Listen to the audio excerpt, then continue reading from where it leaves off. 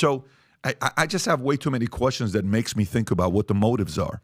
And if we go dark, I'll put all those things out there. Yeah. How did these guys not know this was taking place? So I've been to Israel many times. The whole country's a fortress. When I first heard this story, I still have the same gut instinct that I did initially. I find this very hard to believe. I've been to that Gaza border. You cannot go 10 feet without running into a 19-year-old with an AR-15 or an automatic machine gun that is an IDF soldier, right? The whole country is surveilled. And so let me just kind of go through this.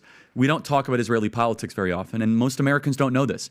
The last 9 months, Israel was on the brink of civil war. It's not an exaggeration. This judicial stuff, there were hundreds of thousands of Israelis taking to the streets because Bibi Netanyahu was basically redefining the Israeli constitution. That's not an exaggeration, right? He said the judicial branch has too much power. There were protests planned this week against Netanyahu, where they anticipated tens of thousands of people to take to the streets. That's all gone, Patrick. Netanyahu now has an emergency government and a mandate to lead. I'm not willing to go so far that saying that Netanyahu knew or there was intelligence here, but I think some questions need to be asked. Was there a stand down order?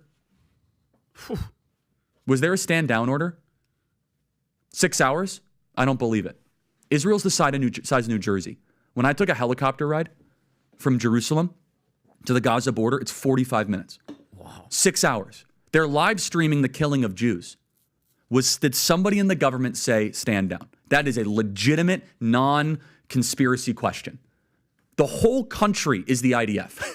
The whole country is. Yeah. And you're trying to tell me that they're going to concerts and kibbutzes and schools and by reports 6 hours. Let's say it's 3 hours. That's suspect. Go ahead, Rob. It's also not like a right-wing reporting. This is from the New York Times. The long wait for help as massacre unfolds in Israel. I can't think of a more liberal news outlet than the New York Times. And by the way, I'm actually very pro-Israel. So let me be very, so I'm not exactly. Well, I think we all are. No, I just want to make sure my position is clear here.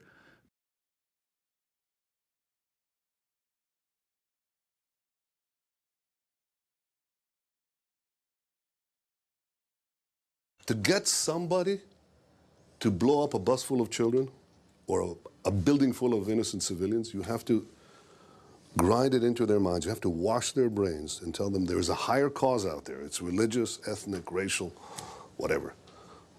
And for that higher cause, you can disregard all the normal rules of morality.